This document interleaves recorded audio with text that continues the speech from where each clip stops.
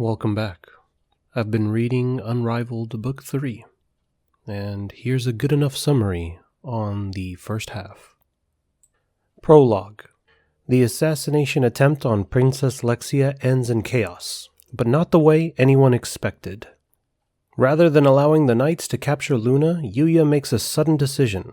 Before anyone can object, Yuya activates his spell. Night leaps beside them, and Lexia comes along for the ride. In the blink of an eye, the forest disappears. When the world settles again, they're standing inside Yuya's quiet cabin in the woods. Lexia stares around the room in stunned silence before snapping her gaze back to Yuya. What was that spell? Yuya answers simply, almost casually. Oh, that? It's something I made myself. I use it to get around. It's called teleport. For a moment, Lexia says nothing and then shouts loud enough to rattle the walls. Teleportation? That's the stuff of legends. Her mind races through the implications faster than Yuya can react. Instant travel across kingdoms, emergency response to disasters, transporting supplies across impossible distances, and of course, warfare. The possibilities are endless and terrifying. Lexia suddenly grasps Yuya's shoulders and leans in close. You must never tell anybody about this spell. Ever. Her voice lowers, serious now. This kind of magic can change the entire world. Yuya shudders slightly at the thought. He had only been using it as a convenient way to travel between places he'd already been. Lexia then smiles mischievously. But, she adds lightly, it can be our little secret. Her attention suddenly shifts to the bed. Luna lies there perfectly still. Lexia narrows her eyes. You can stop pretending to be asleep. Luna sighs quietly and opens her eyes. Her gaze moves between the three of them, Yuya, Knight, and the princess she just attempted to assassinate. You people are strange, she mutters. She sits up slowly. I just tried to kill royalty. The crown will hunt me down, and the Guild of Darkness will execute me for failing. Her voice carries a tired certainty. I'm already a dead woman. Lexia crosses her arms. The defeated must submit to the victor, she says firmly. If you lost, that means you answer to us now. Luna lets out a long breath, clearly too exhausted to argue. Instead, she begins telling her story. She was an orphan. Her earliest memories are of rotten food, dirty water, and fighting other children just to survive another day. Stealing was normal. Violence was survival. Eventually, a man found her. He took her in, fed her, trained her. He became her master and taught her everything he knew about assassination. Years later, the Guild of Darkness gave her a job that changed everything. Her target was her own master. Luna's voice grows quieter when she recalls it. He looked so peaceful when he died, she said. He knew I was strong enough to survive without him. After that day, she took a new name, the Headhunter. Even Lexia recognized it. The name carries weight even in royal circles. Night gives a low rumble beside Yuya, confirming what he had sensed earlier in the forest. Yuya winces slightly. Had he been the only one who trusted her immediately? Luna shrugs. None of that matters now, she says. My life is over. Before the conversation can sink into silence, Yuya speaks. I care. Both women turn to look at him.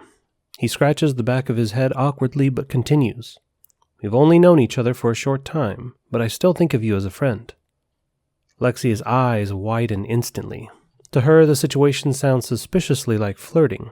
But before Luna can respond, Lexia marches straight down between them. Yuya is mine, she declares boldly. Luna stares at her for a moment, too tired to even argue. Even if I was flirting, she says flatly, I'm a marked woman. You can have him. Lexia suddenly brightens. She jumps onto the bed as if she just had the best idea in the world. Then work for me. Yuya blinks.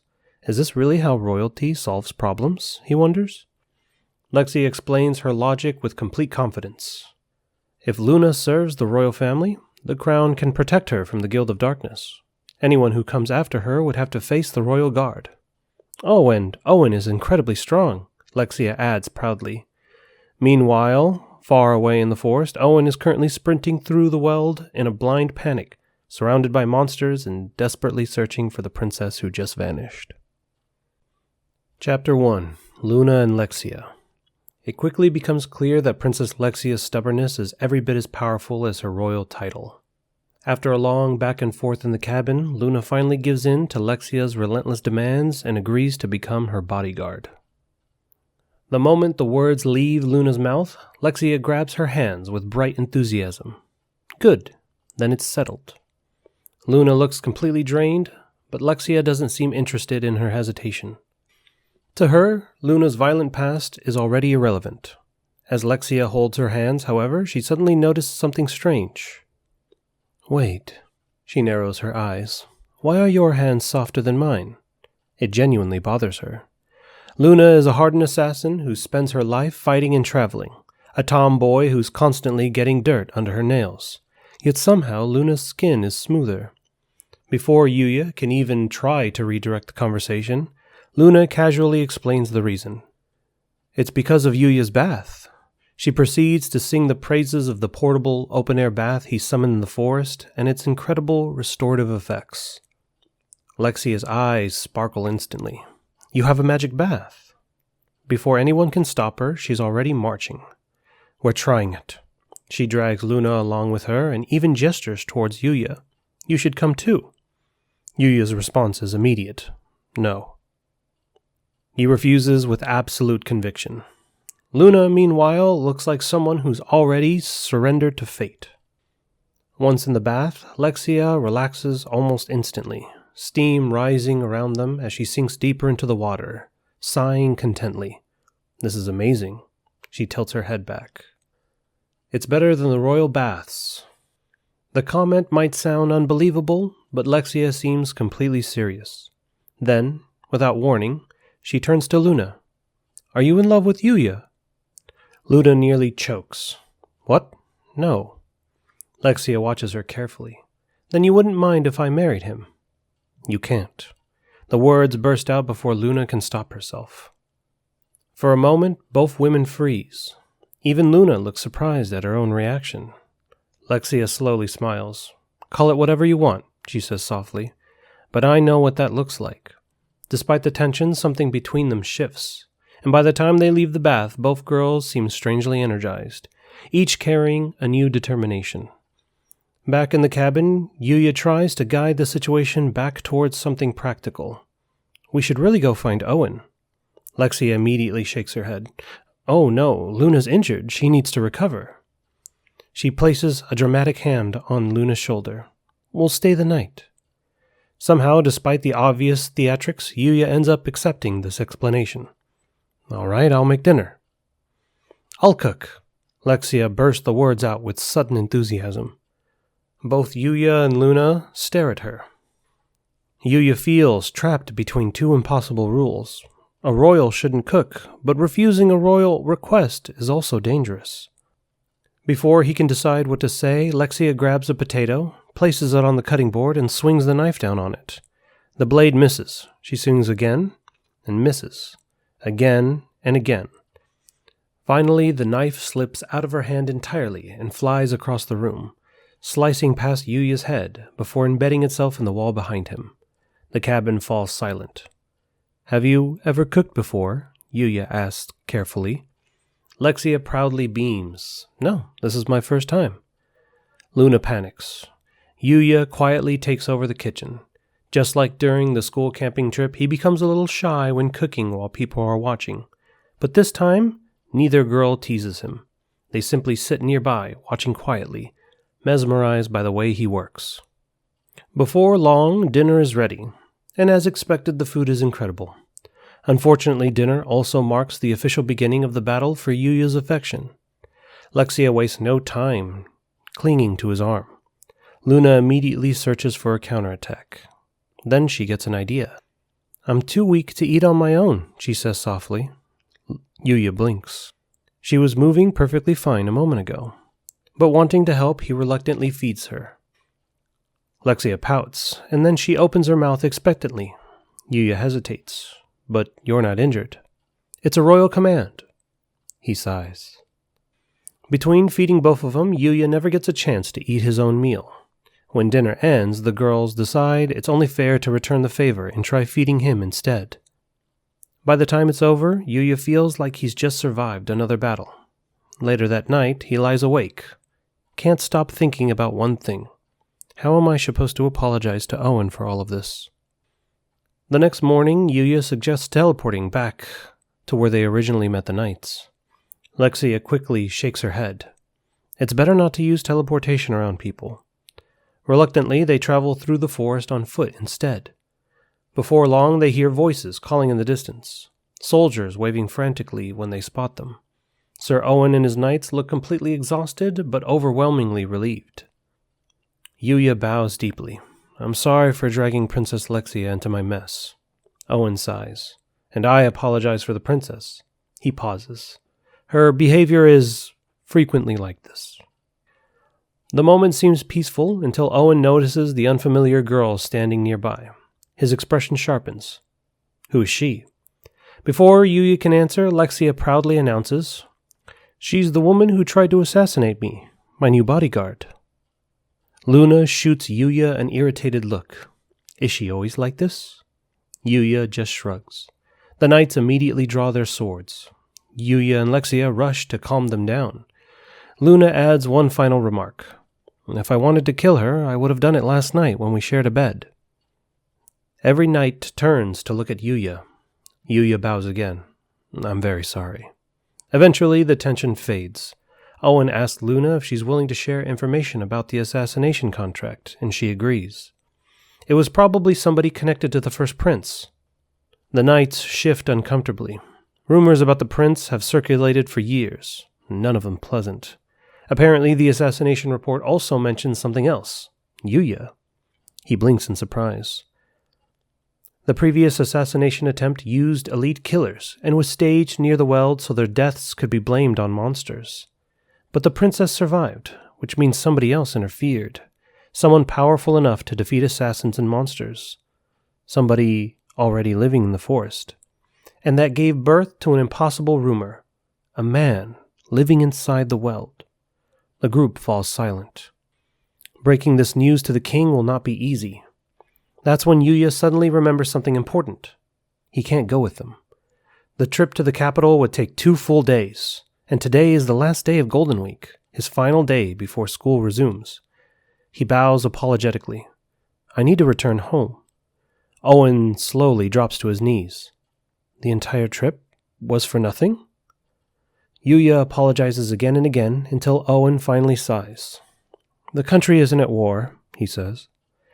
Just visit the castle when you have time and request an audience. We'll arrange a meeting then. Yuya bows gratefully. As the carriage departs, Luna suddenly runs back. Before Yuya can react, she kisses him lightly on the cheek. Thank you, she says quietly, and then smiles.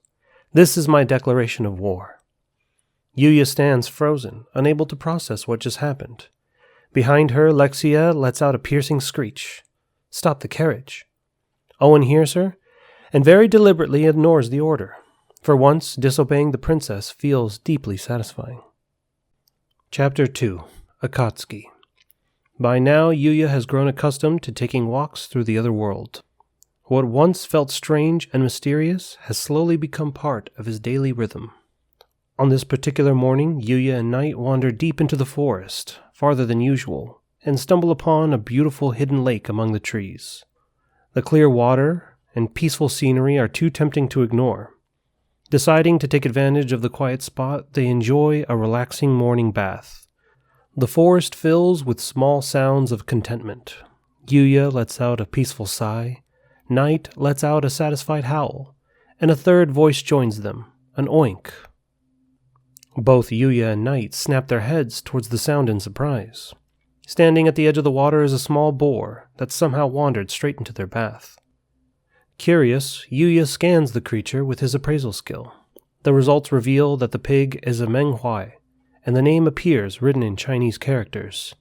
Thanks to Yuya's translation skill, he's able to read it without difficulty. Something else happens as well.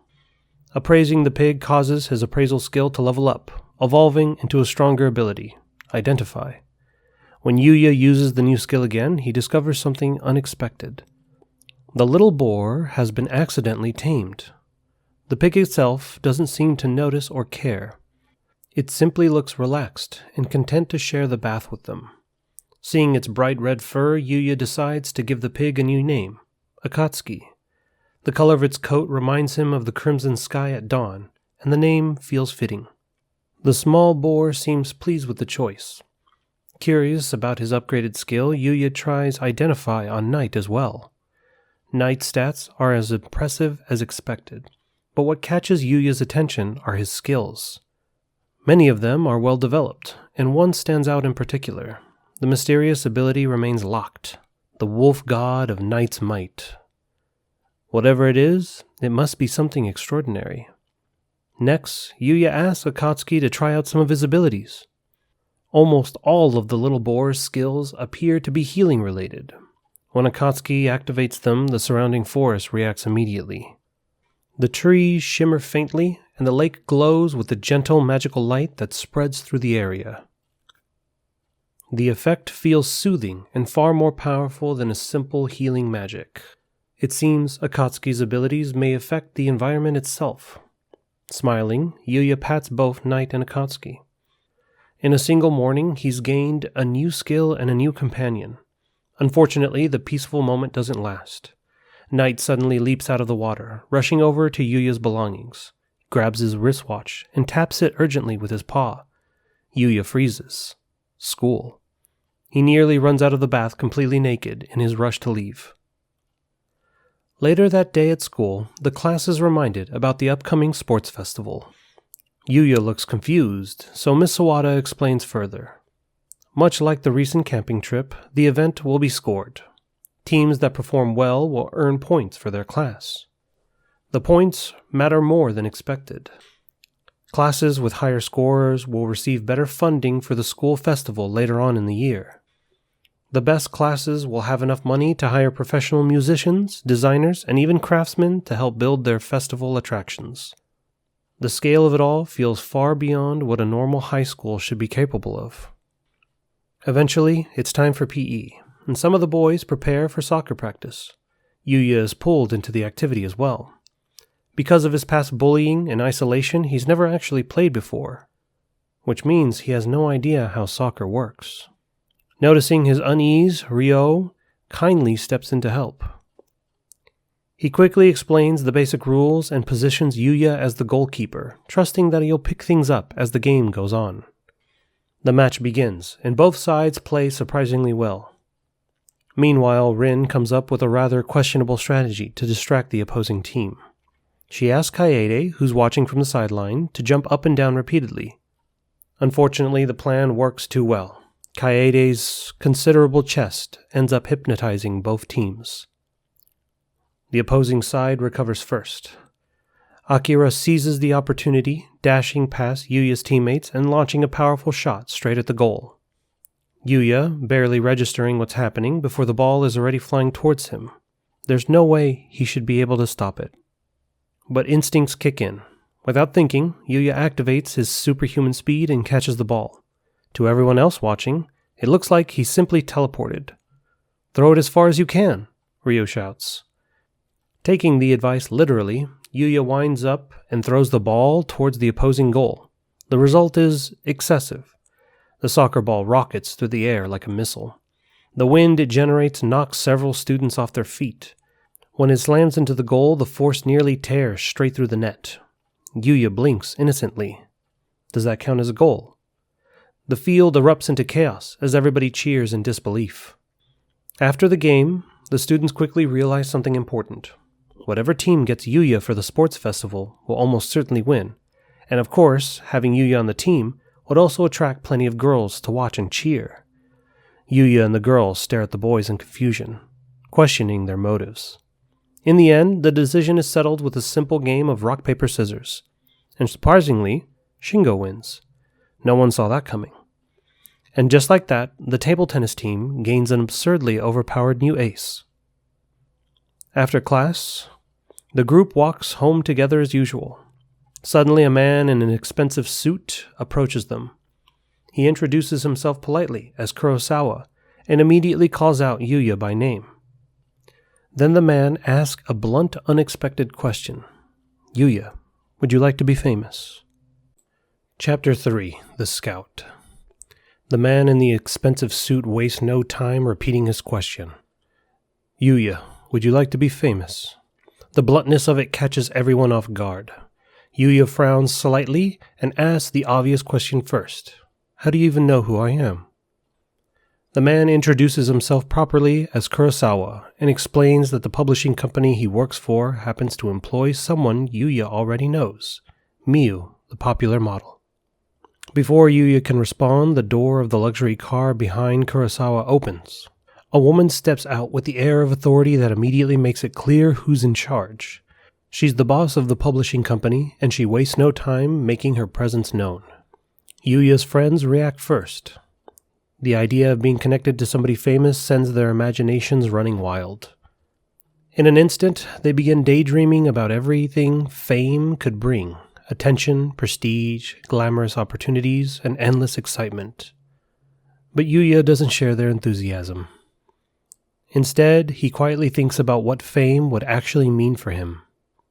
Being constantly recognized, surrounded by strangers, losing the peaceful life he finally managed to build. The more he thinks about it, the more it sounds like nothing but a hassle. When the daydreaming finally settles down, his friends glare back at him and realize something. Yuya doesn't look happy about the idea at all. And that matters more to them than their fantasies. In the end, they side with him. No matter how exciting fame may sound, they would rather prioritize Yuya's happiness over their own wild dreams of grandeur. Their answer stuns the boss completely. Her composure begins to crack as she struggles to comprehend what she's hearing. Are you serious? She snaps, staring at them in disbelief. The idea that someone would turn down fame seems completely absurd to her. Frustrated, she turns on Kurosawa and begins shouting at him, demanding he try harder to recruit Yuya. Kurosawa simply sighs and shakes his head slightly, as if silently reminding her that this isn't really what he was hired to do. Before the situation can escalate any further, the door of the luxury car opens once again, and this time Miyu steps out. Officially, she was supposed to be there to help convince Yuya to join the company, but in truth, she had another reason entirely. She just wanted an excuse to see him again. When she greets Yuya, their conversation quickly turns friendly and relaxed, filled with casual banter. Watching them interact only makes the boss even more irritated. The situation is slipping completely out of her control. And then her eyes wander toward the school grounds nearby. Preparations for the sports festival are already underway, with decorations and banners being set up around the campus. An idea strikes her. If Yuya won't agree to become famous directly, maybe she can make him famous another way. The boss quickly announces a new plan. Their agency will cover the upcoming sports festival using the event as a special feature, and the centerpiece of that feature? Yuya, as the cover model. Without waiting for anyone's approval, she immediately barks an order at Kurosawa, telling him to go speak with the school's principal and secure permission for filming and photography. Kurosawa groans loudly, complaining that negotiating with the school was definitely not part of his job description. Still grumbling under his breath, he reluctantly heads off to do exactly that. Chapter 4. The Rabbit. Back in the other world, Yuya and Knight continue their training in the forest. Together with Akatsuki, they venture deeper into the Weld, searching for stronger monsters to challenge themselves. The enemies they encounter are noticeably tougher now. Creatures with powerful defenses begin appearing more frequently. Their opponent today is a wraith. Their battle isn't easy. The ghost-like monster resists many of their attacks, forcing Yuya and Knight to coordinate both physical strikes and magic in order to finally bring it down. When the wraith is defeated, however, the reward feels underwhelming. It drops only a single magic stone. As they catch their breath, Yuya realizes something troubling.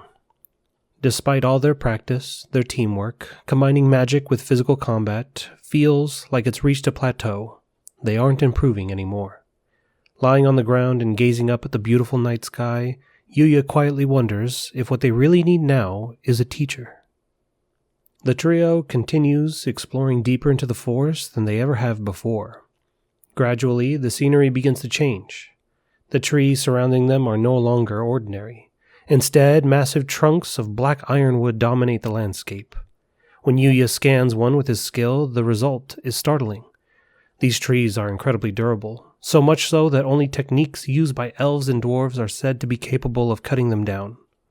If that wasn't enough, the monsters here are different too. Before long they encounter one, a mithril boar.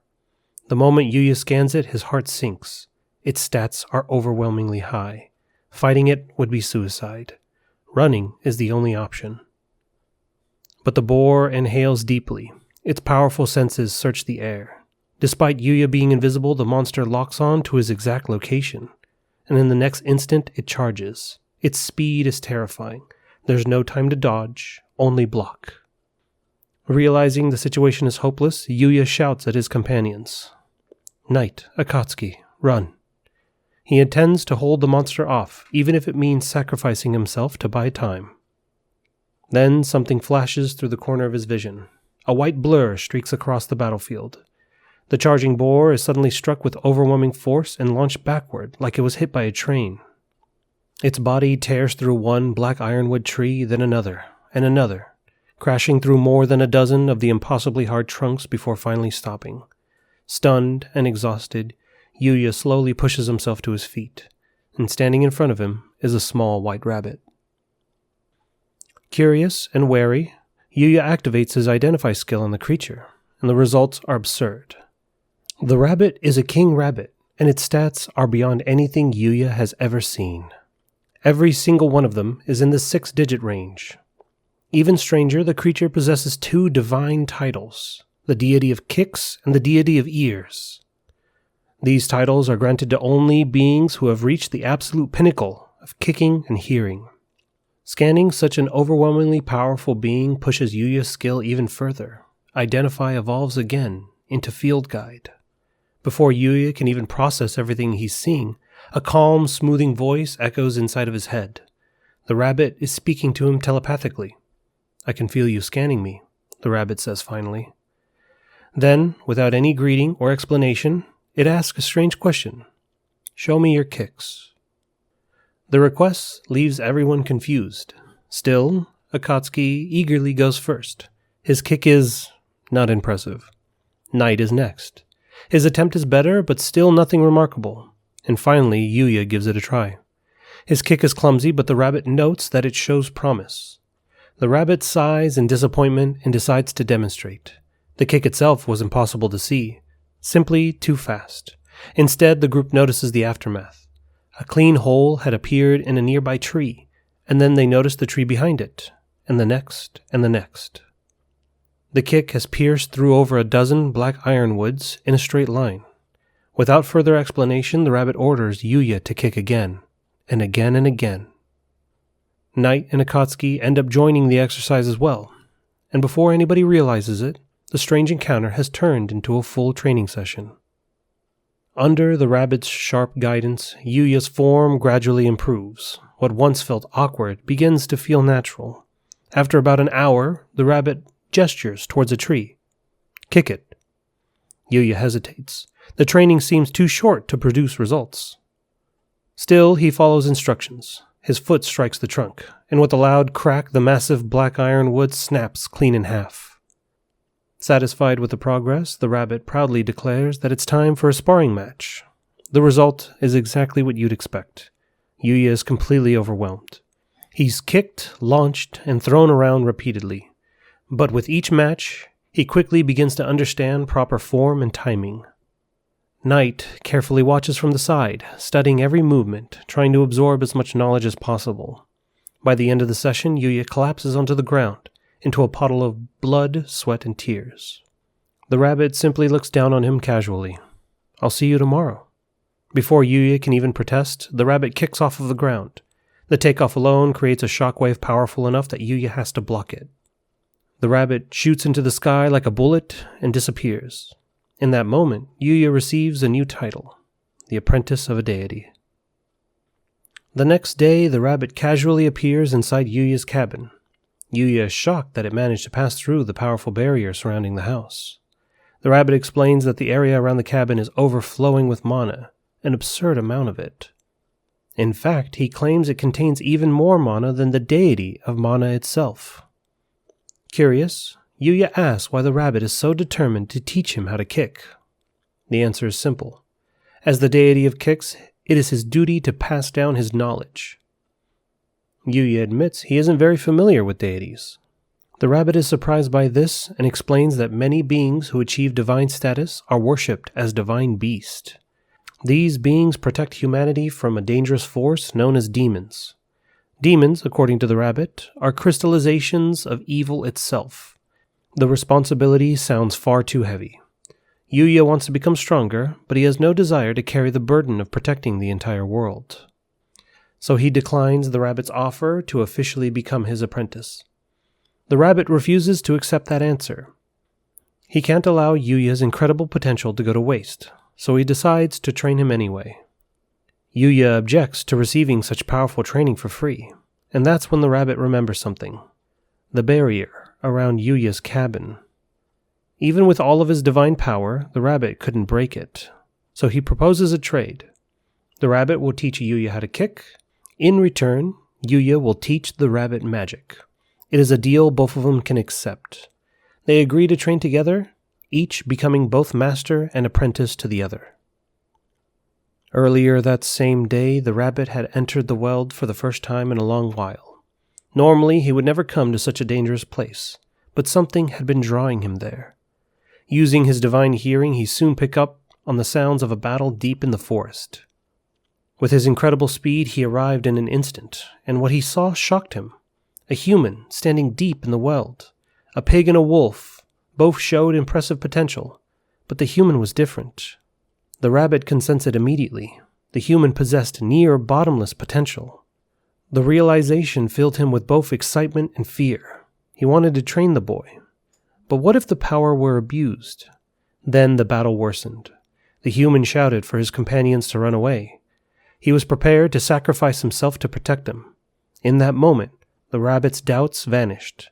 The boy's selflessness proved everything he needed to know, so the rabbit intervened. He had intended to save the human anyway, but now he was certain of one thing. He had just met somebody worthy of learning from a deity. What he hadn't expected was that the encounter would result in him becoming both master and apprentice.